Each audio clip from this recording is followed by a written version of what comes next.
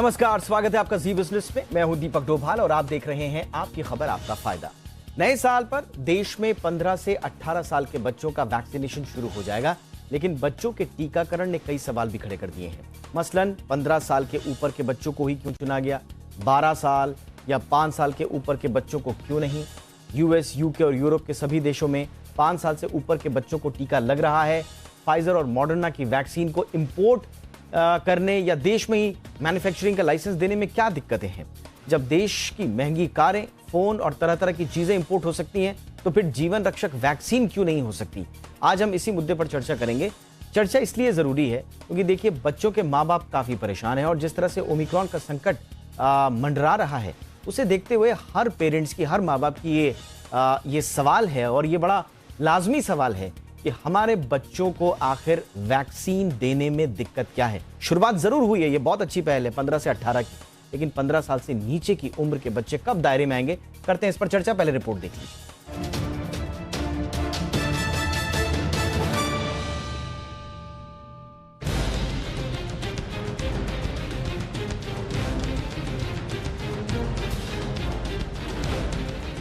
बच्चों को भी अब टीके लगेंगे। सरकार ने 15 से 18 साल के बच्चों के लिए टीकाकरण योजना का ऐलान कर दिया है, मगर इस ऐलान के साथ ही इस पॉलिसी पर कई सवाल भी उठ रहे हैं। सवाल ये कि सिर्फ 15 साल से ऊपर के बच्चों को ही क्यों चुना गया। अब उन बच्चों का क्या होगा जो 15 से कम उम्र के हैं। बच्चों के स्कूल खुल रहे हैं, वो अपने माता पिता के साथ घूमने फिरने भी जा रहे हैं। ऐसे में उनके लिए भी कोरोना कवच बहुत जरूरी हो जाता है।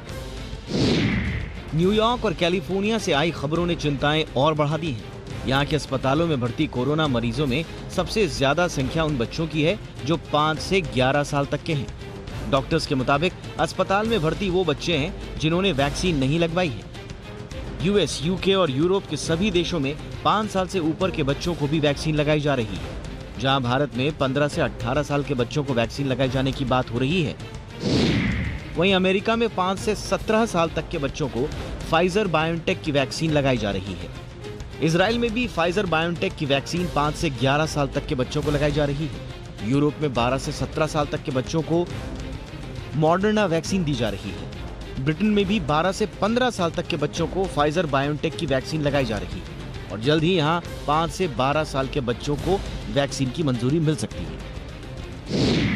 देश में 15 से 18 साल के करीब 6 से 7 करोड़ बच्चों को कोवैक्सीन लगाई जाएगी, लेकिन 5 से 14 साल तक के बच्चों के माता पिता इससे परेशान हैं, क्योंकि उन्हें लगता है कि उनके बच्चों के लिए खतरा बरकरार है। उनके बच्चों को वैक्सीन नहीं मिल रही। हम सब जानते हैं कि 5 साल से ऊपर के बच्चों के लिए फाइजर और मॉडर्ना की वैक्सीन ग्लोबल मार्केट में मिल रही है। ऐसे में उन्हें इंपोर्ट करने या देश में उनकी मैन्युफैक्चरिंग का लाइसेंस देने में दिक्कत क्या है। ब्यूरो रिपोर्ट, जी मीडिया।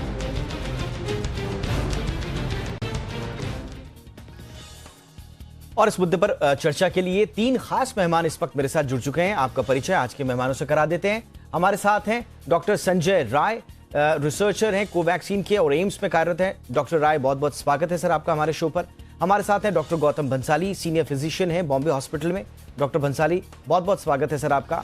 और हमारे साथ हैं डॉक्टर नीलम मोहन, जो कि डायरेक्टर हैं पीडियाट्रिशियन मेदांता हॉस्पिटल में। डॉक्टर नीलम, आपका भी बहुत बहुत स्वागत है। डॉक्टर राय, मैं आपसे थोड़ा समझना चाहूंगा और पहला सवाल लेकर यही आऊंगा जो इस वक्त सबके जहन में होगा, इनफैक्ट हर पेरेंट्स के जहन में। ये 15 से 18 का जो आपने एज ग्रुप चुना है सर, नो डाउट बहुत अच्छी पहल है और ये बहुत जरूरत भी थी इस चीज की, लेकिन इससे नीचे की उम्र पर आप लोगों ने या सरकार ने आखिर क्यों तवज्जो नहीं दी, जबकि हम जानते हैं कि डीसीजीआई ने एक और वैक्सीन है जो ज़ाइकोव डी, उसको और कोवैक्सीन को, दोनों को 12 साल से ऊपर के बच्चों के लिए अप्रूवल दे भी रखा है। तो फिर उन बच्चों को क्यों पीछे छोड़ा गया सर?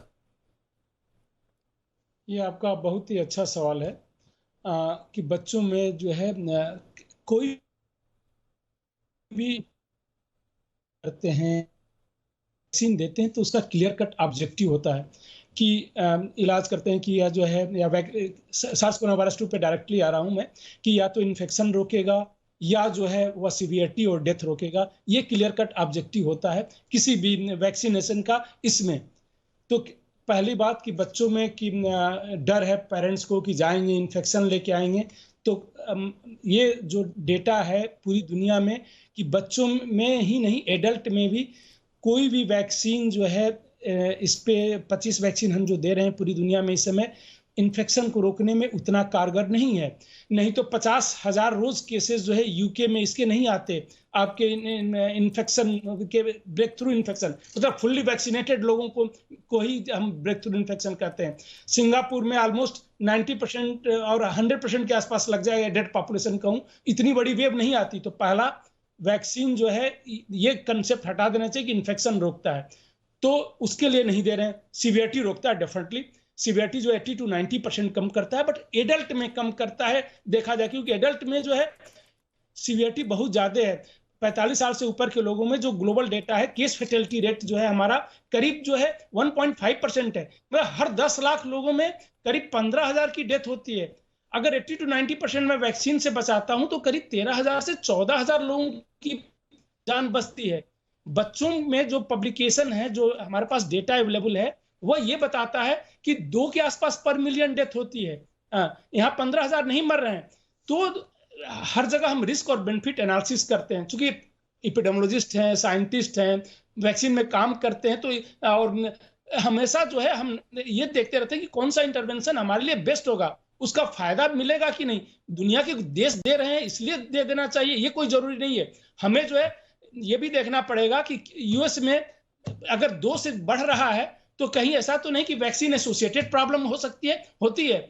वैक्सीन से भी जो है रियर प्रॉब्लम होती है।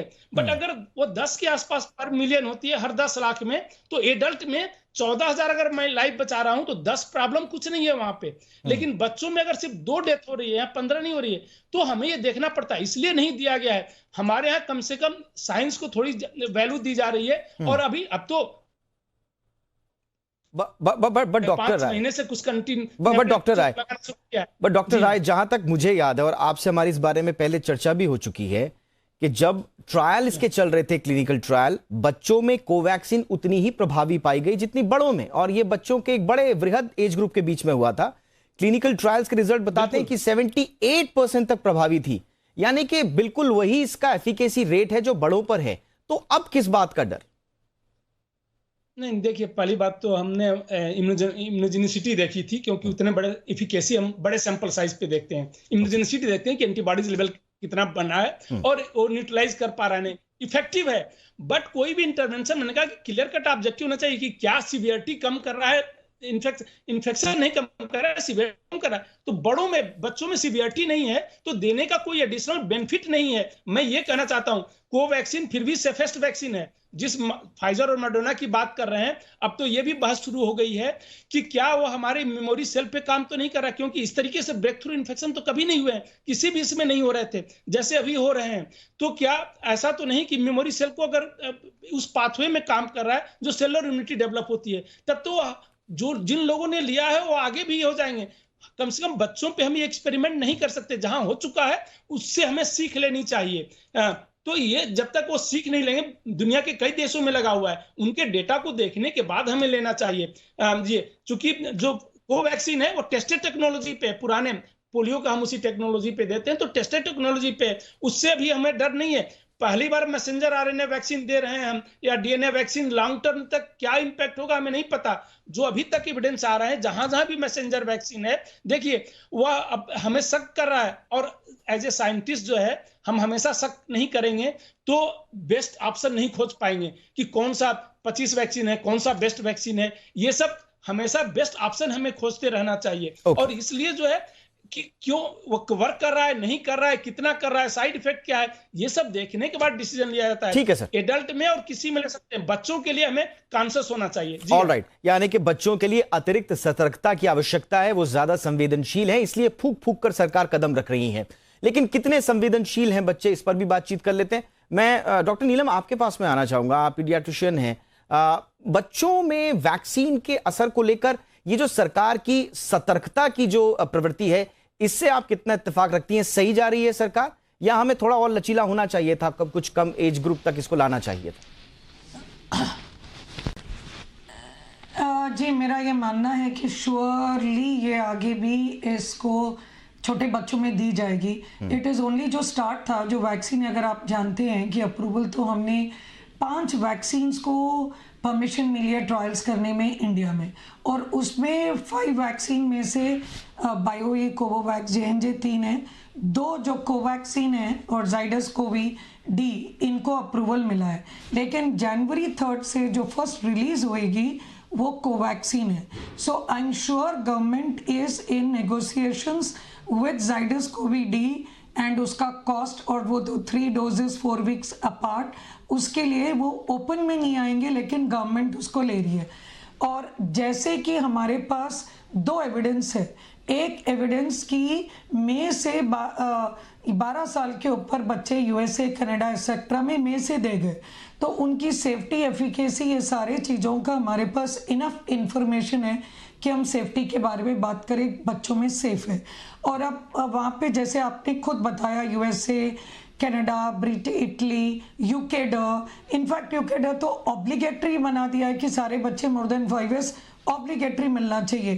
तो there are other countries, because बच्चे खुद ही नहीं, जब बच्चे इन्फेक्शन होते हैं, अगर आपने बड़ों को भी वैक्सीन दी है तो उनको भी अगर वो इन्फेक्शन स्प्रेड करेंगे, बिकॉज ओमिक्रॉन से, बेसिकली कोरोना वायरस से हमने क्या सीखा है? हमने ये सीखा है कि ये हमें सरप्राइजेस देती रहती है। पहले जो आया अल्फा और बीटा, उसके बाद डेल्टा ने हाहाकार हमारी मचा दी।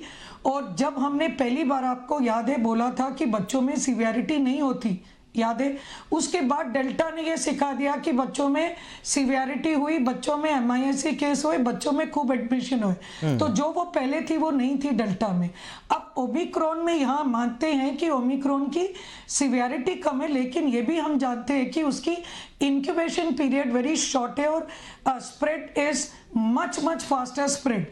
तो जो बच्चों पे असर पड़ा है, आपका बच्चों को स्कूल जाना बंद करें, मेंटल हेल्थ प्रॉब्लम हो गए, एडोलेसेंट 9 to 12 ये जो एज ग्रुप चुना गया है, ये एज ग्रुप में आपके 10th, 11th, 12th एग्जाम, जो बाहर जा रहे, बाहर के एग्जाम लिखना चाह रहे, UK, USA, सिंगापुर एक्सेट्रा, उन सारों को वैक्सीन के बिना प्रॉब्लम इश्यू हो रही है। तो ये कारण है कि हमने पहले स्टेप जो वैक्सीन है, जैसे +60 को चुना गया है, अब नेक्स्ट स्टेप पे आप देखेंगे 45 को।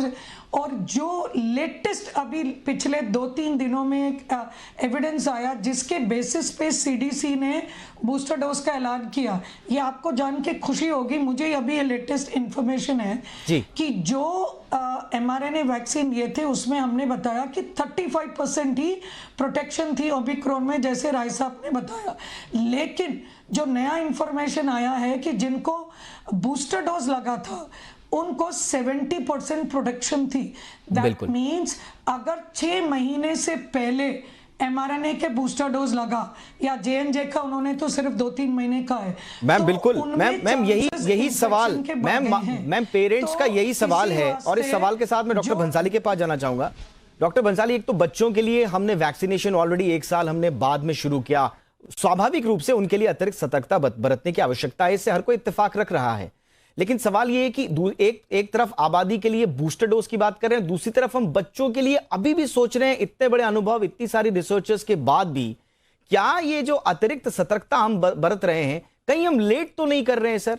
एटलीस्ट आप 12 to 15 को घटा के 12 ले आते, जैसे दूसरे कंट्रीज में हो रहा है। तो इसमें दिक्कत क्या थी, या इसको क्या तुरंत अब कर देना चाहिए?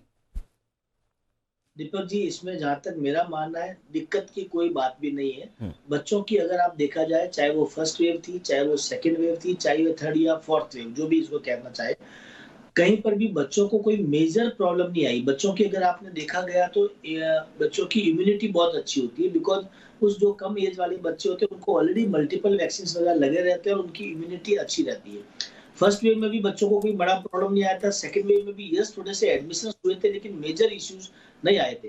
वैक्सीन का जहां तक है, वैक्सीन इतना जल्दी 1 साल के अंदर वैक्सीन बन जाएगा, ये भी किसी ने सोचा नहीं था हिंदुस्तान के अंदर, और वर्ल्ड वाइड भी नहीं सोचा था। लेकिन हमारे यहाँ पे वैक्सीन बन के आई और फेज वाइज वैक्सीन को चालू किया गया। जैसे पहले हेल्थ केयर वर्कर, फिर फ्रंट लाइन, फिर बाद में 45+ कोमॉर्बिड, अभी बूस्टर की भी बात, क्योंकि काफी लोगों को ये था कि ओमिक्रॉन शायद ओल्ड एज के लोगों को या हेल्थ केयर फ्रंटलाइन वर्कर को इफेक्ट ना कर जाए, इसलिए बूस्टर डोज हमको चालू करनी चाहिए। तो बूस्टर डोज भी चालू किया, प्लस जो 15 साल से बड़े बच्चे उनके लिए भी वैक्सीन चालू कर दिया है। अभी हो सकता है कि 12 साल और प्लस उनके बच्चों को या 9 साल से ऊपर को बच्चों को भी फेज वाइज जो भी प्रोग्राम होता है, ये एक तरह के नेशनल प्रोग्राम होते हैं, बड़े प्रोग्राम होते हैं। आप एक दिन में डिसीजन लेकर नहीं कर सकते, बच्चों की इम्यूनिटी का भी ध्यान रखना होता है। वैक्सीन के साइड इफेक्ट थोड़े बहुत भी अगर बच्चों को होते हैं तो उनका भी ध्यान रखना होता है। But Bhansali sir, covid task force के चेयरमैन डॉक्टर एनके अरोड़ा का बयान आपने सुना होगा कुछ दिन पहले। उन्होंने साफ तौर पर कहा कि 12 साल से 18 साल के बच्चे बिल्कुल वयस्कों जैसा ही व्यवहार करते हैं, उस पर उतना ही इन्फेक्शन का उतना ही सीवियरिटी है। उन्होंने तो बल्कि कुछ आंकड़े भी दिए हैं कि मौत के आंकड़ों में भी इस आयु ग्रुप के बच्चे बड़े संवेदनशील थे। उसके बावजूद हम वो डिसीजन क्यों नहीं ले पाए? तो वही चल रहा है कि अभी 15 से 18 साल के बच्चों का हो गया है, मुझे लगता है बहुत जल्दी 12 साल प्लस बच्चों का भी हो जाएगा। ऑलराइट, ठीक है सर, आप कह रहे हैं कि फेज वाइज होगा। चर्चा को आगे बढ़ाते हैं। डॉक्टर राय, कितना वक्त अभी और लग सकता है सर बाकी एज ग्रुप को, और खासकर जो बात कही जा रही है वो 12 साल से ऊपर के बच्चों की बात कही जा रही है, कितना वक्त अभी आपके अनुभव के मुताबिक और लग सकता है? पहली बात तो आपने डॉक्टर अरोड़ा का नाम लिया था, मेरी रोज उनसे बात होती है, तो मैं बता दूं, उन्होंने ये नहीं कहा था कि बड़ों के बराबर बच्चों में कम है, बट 12 से 18 साल की जो डेथ है, मेजॉरिटी जो है 80% डेथ उनमें है। हाँ बिल्कुल, उन्होंने कहा है कि 2/3 डेथ इसी एज ग्रुप में हुई है, उनका बयान है। कहा था बिल्कुल, इस एज ग्रुप में ये नहीं कहा था कि इसमें एडल्ट के बराबर है, वो ये प्रूफ नहीं करता। देखिए, मैंने कहा ना कि हर चीज का एक ऑब्जेक्टिव होता है। मैं डॉक्टर गौतम बंसाली से पूरी तरह से सहमत था कि जो कि सीवियरिटी बहुत ही कम है, और जहां सीवियरिटी अगर कम है तो सिर्फ वैक्सीन देना, हमें ये बताना पड़ेगा ना कि इतनी सीवियरिटी वैक्सीन कम कर रहा है। डॉक्टर नीलम ने कहा जैसे कि वह जो इन्फेक्शन होने का खतरा, जब वैक्सीन इन्फेक्शन नहीं रोक रहा है तो वैक्सीन जो देते हैं मेनली सीवियरिटी के लिए, उसके बाद भी जाएंगे। जी, आपके ऑडियो में सर कुछ प्रॉब्लम आ रहा है, मैं आऊंगा आपके पास, मैं टीम से बोलूंगा कि आपके ऑडियो में थोड़ा सा वो सुधार करने की कोशिश करें। तब तक मैं चलूंगा डॉक्टर नीलम के पास।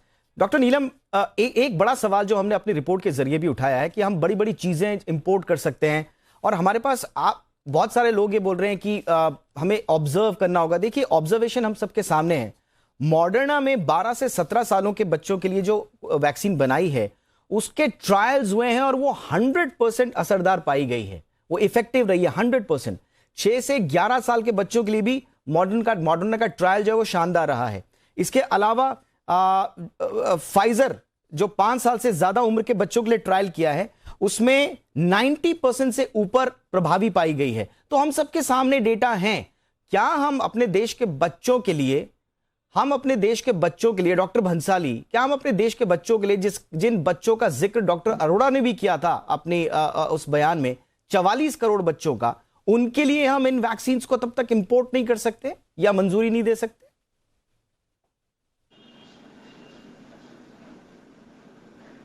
डॉक्टर भंसाली। हाँ जी दीपक जी। जी जी जी, ये वैक्सीन के बारे में इंपोर्ट करने के लिए थोड़ी अलग अलग पॉलिसीज बनी हुई है। जहां तक मॉडर्ना और फाइजर का सवाल है दीपक जी, फाइजर की एफिकेसी के बारे में काफी सवाल उठाए गए बीच में, इसलिए लोगों का मन भी थोड़ा फाइजर से थोड़ा सा कम है। मॉडर्ना के बारे में जहां तक है, इसको मेंटेन करने के लिए -72 डिग्री अपन को टेम्परेचर का मेंटेन करना पड़ता है, जो अगर अपन मेट्रो टाइप की सिटी है वहां पे अपन कर सकते हैं, लेकिन जो पेरिफेरीज है वहां पे इसको करना बहुत ही मुश्किल काम है।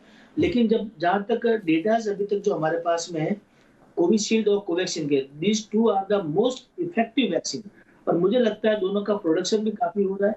कोवैक्सीन है प्लस जाइडस का भी वैक्सीन रेडी हो रहा है, और मुझे लगता है इनका थोड़ा टाइम और निकलेगा ट्रायल पे, और विद इन 2 और 3 मंथ बाकी बच्चों में भी, मुझे लगता है 12 साल से ऊपर या 9 साल से ऊपर के बच्चों में भी ये जाइडस का और कोवैक्सीन वैक्सीन भी इनको लिए यूज करने का शुरू कर दिया जाएगा। गवर्नमेंट इसमें परमिशन भी दे देगी।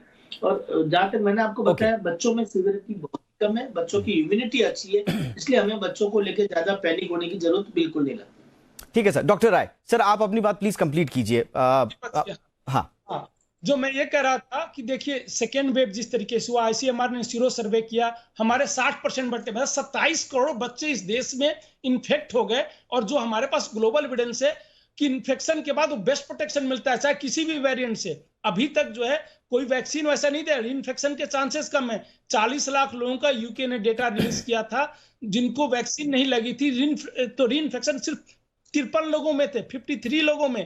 तो जो ग्लोबल डेटा है, और जहां तक फाइजर मेडोना की बात कर रहे हैं, 3 कंट्री ने शुरू में मेडोना को बंद कर दिया बच्चों में देने के लिए। सबसे तेज शुरू हुए स्वीडन है, डेनमार्क है, और तीसरा स्कैंडिनेवियन में कौन सी कंट्री है, तीनों ने उसी 3 महीने हो गए लगभग बैन किए हुए। बट संजय तो सर मेरे शो पर संजय सर मेरे शो पर आप एक बहुत अच्छी बात बोलते हैं, और मैं उस बात को बल्कि शब्दशः फॉलो भी करता हूं, और कोई मुझसे पूछता है तो मैं बताता भी हूं। आप ही कहते हैं सर कि जो बेस्ट इम्यूनिटी है वो नेचुरल इम्यूनिटी प्लस वैक्सीनेशन की इम्यूनिटी है। तो अगर बच्चे एक्सपोज हो भी गए हैं तो क्यों ना उनको वैक्सीन का डोज देके और प्रोटेक्ट कर दिया जाए। मैंने ऐसा नहीं कहा था, मैंने कहा था हाइब्रिड इम्यूनिटी मिल गई है तो वो भी प्रोटेक्शन दे रहा है, कोई सब्स्टिट्यूट नहीं है जिसको नेचुरल इम्यूनिटी मिल चुकी है। इसका ये मतलब नहीं कि हम एक्सपोज करेंगे जबरदस्ती, लेकिन जो मिल चुकी है, जो सेकेंड वेव आई बहुत ही डिवास्टेटिंग थी, बहुत लोगों को इन्फेक्ट किया, बहुत डेथ हुई, लेकिन जो बच गए, आज जो हमारे केसेस कम हुए हैं इस देश में उसी कारण से कम है। नहीं तो 45% से ऊपर लोगों को बूस्टर लग गया यूके में, फिर भी 1 लाख से ज्यादा केसेस आ रहे हैं। हमारे यहाँ तो 50% अभी वैक्सीन भी नहीं लगी है। तो इसलिए कि वो नेचुरल इन्फेक्शन प्रोटेक्शन है। देखिए क्लियर कट ऑब्जेक्टिव होना चाहिए। हमारा ऑब्जेक्टिव ये नहीं है कि हम वैक्सीन को ये प्रमोट करें, हमारा ऑब्जेक्टिव कितना फायदा होगा, अगर फायदा होगा तो देंगे, नहीं होगा तो नहीं देंगे। बट सर मैं मिल सकता है संजय सर मैं एक आई एम सॉरी सर, मैं आपको टोक रहा हूं बीच में, I am so sorry for this, but मैं आपसे पूछना चाह रहा हूं सर, क्योंकि मैं आपकी राय इसमें जरूर लेना चाहूंगा। सर देखिए, सब्जेक्ट एक्सपर्ट कमेटी जो थी डीसीजीआई ने, उन्होंने कोवैक्सीन को, जैसा हमने पहले भी जिक्र किया है, अप्रूव किया है वह, और 2 साल से और ऊपर के बच्चों के लिए अप्रूव कर रखा है। मेरा सवाल सिर्फ इतना है सर कि मेरा सवाल यह है कि हम डीसीजीआई के अप्रूवल के बावजूद अब कौन से ऑब्जर्वेशंस के लिए रुके हुए हैं, नंबर 1। नंबर 2 कि अगर सरकार ने यह फैसला ले लिया तो मां बाप के ऊपर यह फैसला हो कि वो अपने बच्चों को वैक्सीन देना चाहे या ना देना चाहे। जब अप्रूवल है तो बच्चों को एक सुरक्षा प्रदान करने में दिक्कत क्या है? क्या सप्लाई का प्रॉब्लम है सर, या नीति का प्रॉब्लम है? नहीं, मैं वही, देखिए डीसीजीआई का जो अप्रूवल आता है कि हाँ सेफ भी है, इफेक्टिव भी है, क्योंकि हम लोगों ने ट्रायल किया तो सेफ है, इफेक्टिव है, लेकिन उसकी नीड कितनी है वह जो है हमारा काम है कि नीड एसेस करना। नीड जो है, देखिए रोज इस देश में बच्चे जो है करीब 1800 से लेके 2200 तक भूखमरी से मरते हैं, माल न्यूट्रिशन से मरते हैं। तो हमें इसमें ह्यूज एक्सपेंडिचर है। उतने बच्चे जो है पूरे कोविड से नहीं मरे हैं अभी इस देश में। हमने जितने 27 करोड़ बच्चों को हो गया, तो नीड है कि नहीं? ऐसा तो नहीं कि वैक्सीन देने के बाद कुछ प्रॉब्लम, इसलिए देखना पड़ता है। ये नहीं कि तुरंत हम शुरू कर दें। भाई एक हमारा डर था कि वैक्सीन इन्फेक्शन को अगर रोकता है तो बच्चों को इन्फेक्शन नहीं होगा। तो MISC जो होता है, हाइपर इम्यून रिस्पांस, 4 से 6 बच्चों को कोविड से नहीं प्रॉब्लम होती है, थोड़ी सी मल्टी सिस्टम इन्फ्लेमेशन वो 4 से 6 हफ्ते बाद होती है। बट अगर इन्फेक्शन नहीं होगा ये नहीं होगा। ऑलरेडी इन्फेक्टेड बच्चों को मैं वैक्सीन देता हूं तो हो सकता है हाइपर इम्यून रिस्पांस हो, ये प्रॉब्लम क्रिएट कर सकता है। ये सब देखना पड़ेगा। हमें ये देखना पड़ेगा कि क्या यूएस में डेथ जो बढ़ी है वो ये कह रहे हैं कि डेल्टा वेरिएंट के कारण बढ़ी है और बढ़ जाती। हमें ये देखना पड़ेगा कि ऐसा तो नहीं उसके कारण से बढ़ी है। हमारे यहाँ डेल्टा वेरिएंट नहीं कोहराम मचाया था, बच्चों में तो डेथ नहीं हुई। तो ये सब देखना पड़ता है। साइंस में ये सब देखने के बाद ही डिसीजन लिया जाता है, नहीं तो माहौल तो बनाया जाता है। देखिए फार्मास्यूटिकल कंपनी है, वो हमेशा चाहेंगी बेचना, इसीलिए उन्होंने बच्चों में 3rd वेव जुलाई में ही कर दिया था कि बच्चों में आएगा, वो नहीं आया। ठीक है सर, मुझे लगता है कि आज के शो के बाद बहुत सारे सवालों के जवाब पेरेंट्स को भी मिल गए होंगे, और बाकी जो इस विषय में जानने की रुचि रखते हैं उनको भी मिल गए होंगे। बहुत बहुत शुक्रिया sir. Doctor Sanjay Rai, thank you so much, आपने वक्त निकाला। Doctor Gautam Bansali, thank you so much sir. और डॉक्टर नीलम मोहन भी हमारे साथ जुड़ी, उनका भी बहुत बहुत शुक्रिया। आपकी खबर, आपका फायदा में इतना ही। उम्मीद करते हैं कि बच्चों के लिए, सभी उम्र के बच्चों की जितनी भी चिंताएं आज डिस्कस हुई हैं शो में, उन चिंताओं को दूर करने के बाद ज़्यादा से ज़्यादा बच्चों को वैक्सीनेशन के दायरे में लाकर उनका भविष्य और सेहत को सुरक्षित किया जाएगा। नमस्कार, बहुत बहुत शुक्रिया।